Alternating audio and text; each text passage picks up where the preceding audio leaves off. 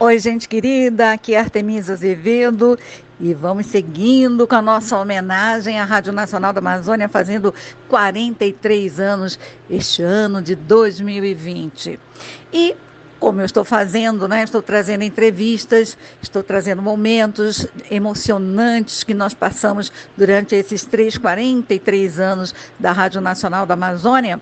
E hoje eu vou trazer para vocês uma entrevista maravilhosa que eu fiz nos 40 anos da Rádio Nacional da Amazônia, com um grupo maravilhoso. Foi uma emoção muito grande para mim fazer essa entrevista.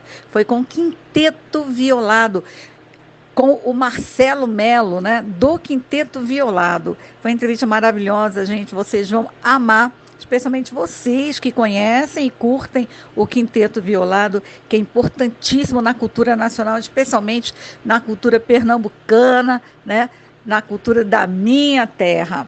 Mas a entrevista era longa, então, como sempre, eu tenho dividido, né? Vou dividir em duas partes. Vocês vão ouvir hoje o Marcelo Melo, do Quinteto Violado. Na nossa primeira parte, vocês vão amar essa entrevista, gente.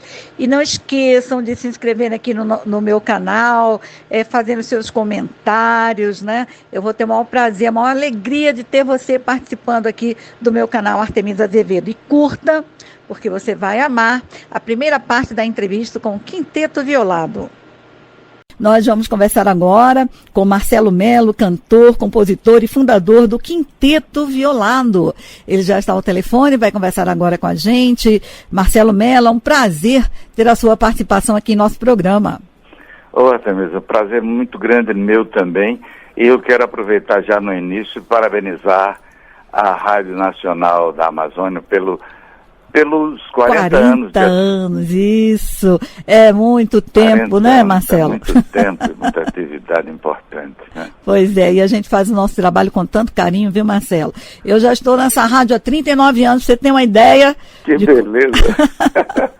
E você aí, com o Quinteto Violado, já há quantos anos, Marcelo? 45 anos. 45 anos, é uma vida, né, Marcelo? É uma história na vida da gente, né? Pois é. E é uma história tão bonita, tão diferente, né, Marcelo? Numa época em que ritmos, né, diferentes, a bossa nova estava tomando conta e tantas coisas estavam acontecendo, a globalização. Vocês, né, jovens, resolveram que iam seguir outro caminho, o caminho da valorização da sua cultura. Que coisa bonita, né, Marcelo? Pois é, e exatamente quando o Quinteto surgiu foi nesse intervalo que aconteceu na cultura musical brasileira. Tinha havido um movimento com muita força, mas sobretudo na região sudoeste, centro-oeste, né, que era a bossa nova, mais uma coisa muito mais no Rio de Janeiro, São Paulo, e a gente tinha passado esse movimento, tinha começado o movimento da Tropicália, do tropicalismo com os baianos e tal, que foi também muito importante, de conteúdo intelectual, sério, bonito, rico, mas depois disso ficaram só as coisas das versões, das baladas, da coisa da Jovem Guarda e tudo mais. Então, quando o Quinteto surgiu, no momento em que a música nordestina ainda era vista de uma forma muito discriminada, isso a gente vivenciou muito esse aspecto, era uma coisa menor, entendeu? Aí o Quinteto trouxe um realce a essa música nordestina, acrescentando um valor e demonstrando a qualidade, a riqueza da diversidade cultural que existia na música regional brasileira, sobretudo na nordestina. Então a gente agregava um determinado valor na leitura que era feita dos grandes clássicos que tinham naquele momento, a importância, por exemplo, da obra de Luiz Gonzaga. Então o Quinteto começou a fazer leituras desse material e dos próprios grupos que faziam a música dos folguedos populares e que tinham uma identidade brasileira muito forte.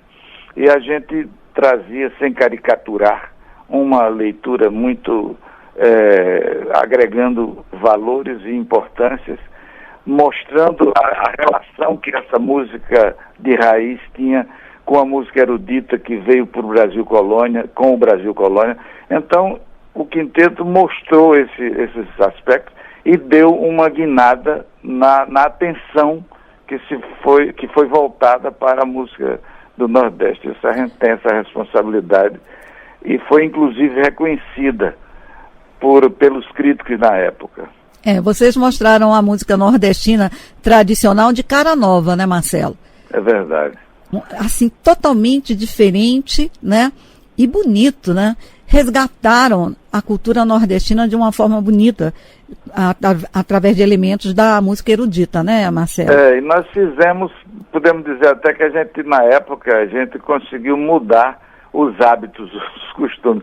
Naquela época, a garotada cabeluda, que estava na saída daquele movimento hippie e tudo mais, e do rock muito presente na música brasileira, e eles ficavam tocando as guitarras e tal. E quando o quinteto começou a tocar os pífanos, a tocar a viola desenhando os ponteios dos repentes e mostrando coisas do Bumba Meu Boi, da ciranda, do bambelô, enfim, das coisas que fazem parte desse universo da música regional, eles começaram a atentar para isso e mudaram os costumes. A gente começou a ver a garotada tocando pífano, tocando a marcha nativa dos índios quiriris, a cantar ciranda, a tocar baião, a ter uma atenção mais especial para o xote, o baião, o chachado, enfim, o frevo mesmo.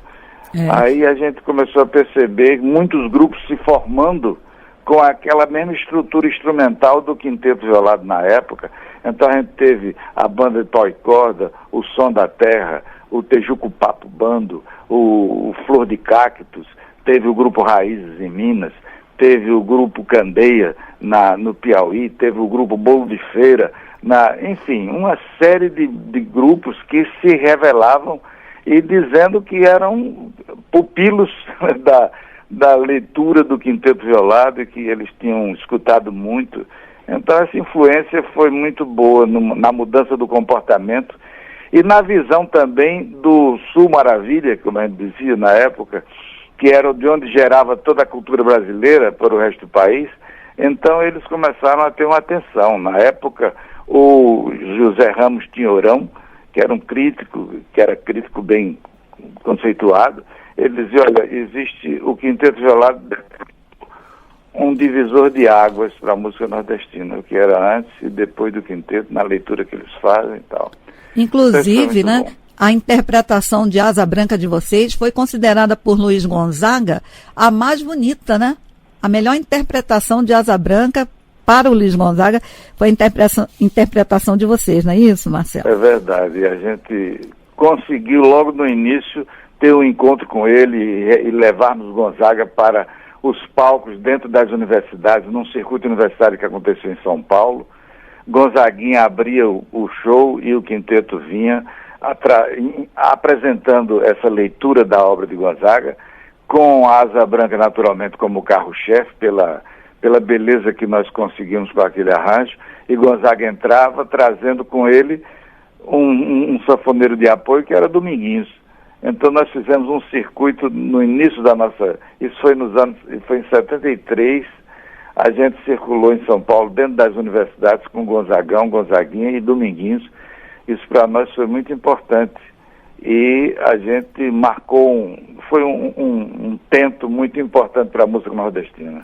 Vocês foram vencedores de vários festivais, não é, Marcelo? Nós estivemos presentes no Festival de Cannes, no Midem, né? Mas depois a gente fez vários festivais, que é o Festival Shell de música, que ganhamos melhor arranjo uma época, que depois ganhamos no 3º lugar, ganhamos o Festival Sharp de música, que inicialmente era Sharp, depois virou o Festival da Música Popular Brasileira. Tivemos 9 indicações, ganhamos 4 prêmios. Foi muito importante. E vocês têm uma fundação também, né? A Fundação Quinteto Violado. Fala pra gente sobre essa fundação. Essa fundação aconteceu porque depois de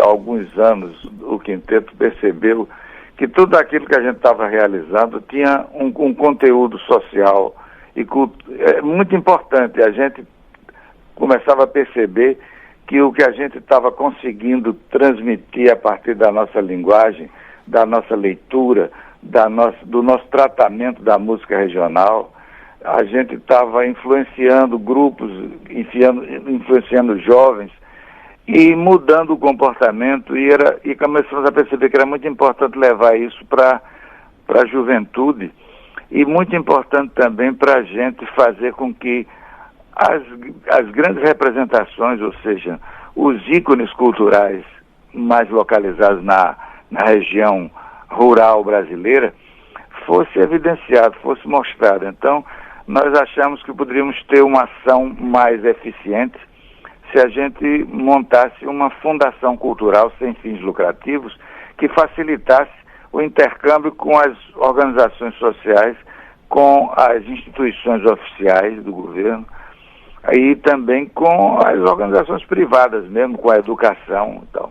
Então montamos exatamente foi se não me engano foi em 96, nós montamos uma fundação, chamada Fundação Quinteto Violado.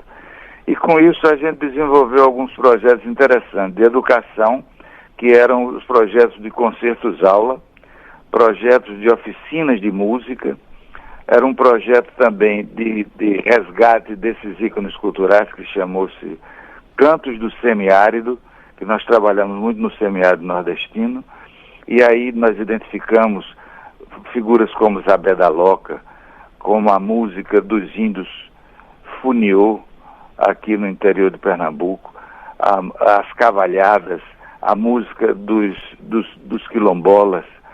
Então, isso foi muito interessante. E a gente conseguia registrar na nossa pesquisa a música original deles em loco.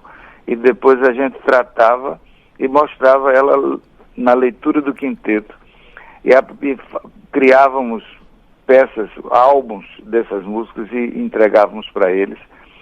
E a gente começou a montar, inclusive foram surgindo grupos como foram as Cantadeiras do Sisal, que eram mulheres que trabalhavam na tecelagem do sisal, do caruá, e a gente começou a estimulá-las a lembrar os cantos de trabalho, as plantadeiras de arroz. Então isso foi desenvolvendo grupos e montamos no interior do sertão pernambucano o coral de aboios, que o aboio é o canto de trabalho do vaqueiro.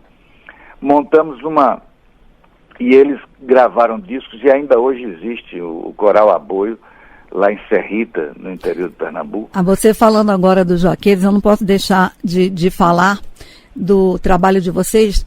São tantos os trabalhos de vocês que até pedir para você citar um, você vai ter dificuldade, né, Marcelo? Porque são dizer assim, qual que você mais gostou, fica difícil, não fica? Fica difícil. Mas alguns momentos importantes, como foi a Missa do Vaqueiro. A Missa do Vaqueiro, é isso que eu ia te falar. Esse LP de vocês, eu ouvia todos os dias, umas 10 vezes por dia. E foi interessante que 20 anos depois da gente ter feito a primeira missa lá, ainda com o Padre João Câncio, com o Luiz Gonzaga no altar com a gente fez uma releitura, e o Dom Helder, na época, nós falamos com ele, e ele fez um poema para o vaqueiro. Vaqueiro, meu irmão vaqueiro, pareces feito de pedra, feito de couro, e no entanto tens voz e tens coração. Tua voz é um lamento triste, mas também sabes te alegrar. Que lindo. E é muito bonito esse momento. E tem ele gravado conosco nessa segunda edição da Missa do Vaqueiro, que a trilha é de um poeta, um médico, poeta médico, ele é natural do Rio Grande do Norte, mas sediado aqui em Pernambuco, cidadão pernambucano, Janduí Finizola. Então, essa missa, ela ainda acontece, Marcelo? Ainda acontece todos os anos. Lá tem um Parque Estadual do Vaqueiro e ali, nessa ferradura que foi construída, eles têm o altar e os vaqueiros se reúnem no meio dessa ferradura e fazem a missa com o mesmo repertório que Janduí definiu nessa trilha. O quinteto sempre, quando está por aqui, ainda participa, nós participamos. Quando a gente está fora, não, mas eles continuam cantando os mesmos temas dessa trilha musical. Uma música da Missa do Vaqueiro, tem coisas muito bonitas. Jesus Sertanejo também é muito bonito.